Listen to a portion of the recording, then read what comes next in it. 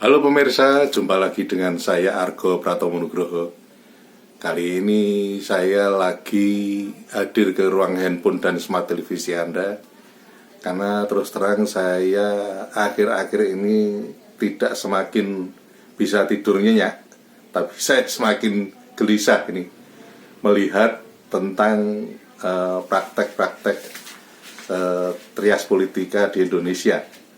Dan kali ini saya sengaja menemui seorang advokat muda tapi sudah semakin bergaya, yaitu Mas Krishna Harimurti SH. Saya akan bertanya pada beliau yang berkaitan dengan 3 unsur penting dalam trias politika. Selamat berjumpa Mas Krishna. Selamat berjumpa dan selamat siang.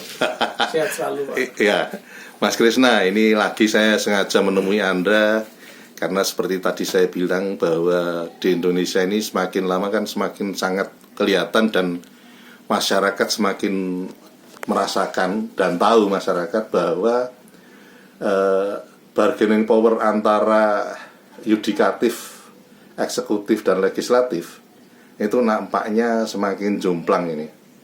Dan saya ingin membatasi pada lingkungan yudikatif, dan Anda sebagai seorang advokat tentu saja sangat berperan di sana.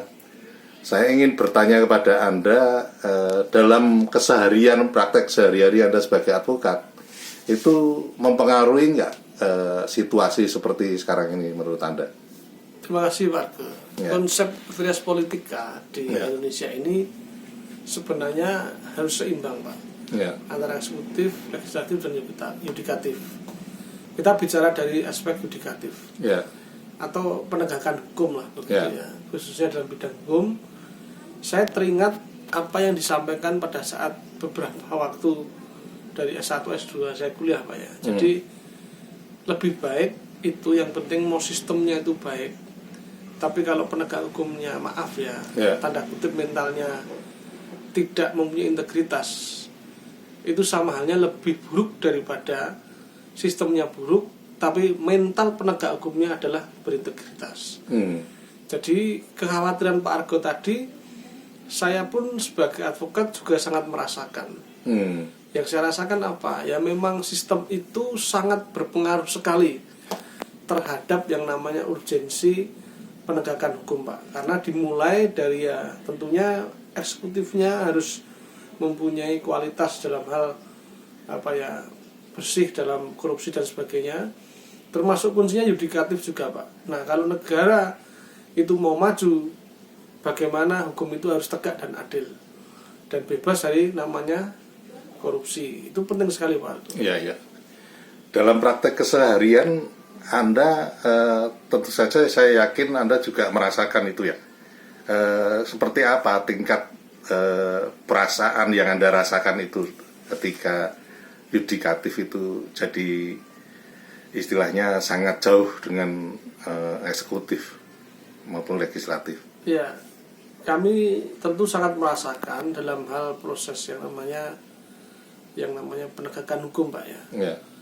Sebenarnya yang kami rasakan itu tentu juga banyak dirasakan oleh beberapa rekan-rekan yang lain ya. Artinya tidak hanya dari sisi advokat saja, tapi kita bicara kalau dalam proses penegakan hukum itu di situ ada polisi, jaksa, hakim dan advokat sebagai catur wangsa. Nah, kalau dari sisi advokat tentunya proses pembelaan itu adalah hak dari suatu warga negara. Tetapi bagaimana hukum itu berlaku secara adil, dan kunci dari suatu keadilan itu harus berdasarkan hukum acara yang berlaku. Nah terkadang memang masih dijumpai praktek beberapa hal Pak ya.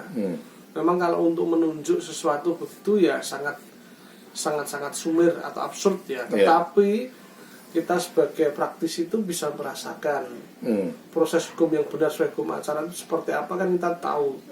Nah parameter yang sudahkah diterapkan dalam proses penegakan hukum itu bisa dilihat dari yang namanya hukum acara itu sendiri. Nah bagi advokat yang khususnya punya pergerakan, apakah itu apapun bentuknya, yang penting membela itu adalah dengan data dan fakta, itu sudah sangat membantu proses penegakan. terlepas esensi dari perkara itu adalah menang dan kalah. Tetapi yang terpenting bagian proses ini, Pak. Ya. Maka kalau kita bicara penegakan hukum, kita adalah bicara prosesnya, bukan bicara hasil akhirnya, menang dan kalahnya. Itu pasti kita sangat membantu menegakkan aturan mainnya. Kurang lebih begitu, Pak Argo. Ya. Terakhir Mas Krisna, Siap. harapan Anda dengan situasi yang sudah menurut saya sudah sangat carut-marut seperti sekarang ini, bahkan para mahasiswa sudah berani mengatakan Indonesia gelap itu menurut Anda masih punya harapan nggak menurut Anda? Begini, Pak, kita sebagai umat yang mempunyai keyakinan kepada Tuhan Yang Maha Esa, Tuhan Yang Maha Kuasa harus punya keyakinan. Tetapi caranya sesuai porsi dan tupoksi kita. Kalau Bapak bertanya kepada saya akan melakukan yang terpenting adalah tugas pokok dan fungsi saya jalankan. Terlepas saya itu menyeberangi sungai yang harusnya tidak sama dengan saya, itu bagian dari resiko. Maka resiko harus saya pilih, harus saya lakukan, harus saya tetapkan. Tidak masalah harus berbeda. Yang terpenting membuat suatu warna. Kalau toh pun Tuhan berkehendak, kehendak Tuhan itu lebih besar daripada kehendak manusia. Pada akhirnya sesuatu segala kekuasaan itu hanya sementara, Pak, sifatnya. Ada pergerakan-pergerakan itu nantinya akan menjadi membesar kalau keadilan sosial bagi seluruh rakyat Indonesia tidak tercapai dan tidak terpenuhi. Begitu, Pak Argo. Oke. Terima kasih Mas Krisna. Nanti lain kali saya akan datang lagi. Terima kasih Mas Krisna. Nah pemirsa, akhirnya saya Argo Pratomo Nugroho undur diri dari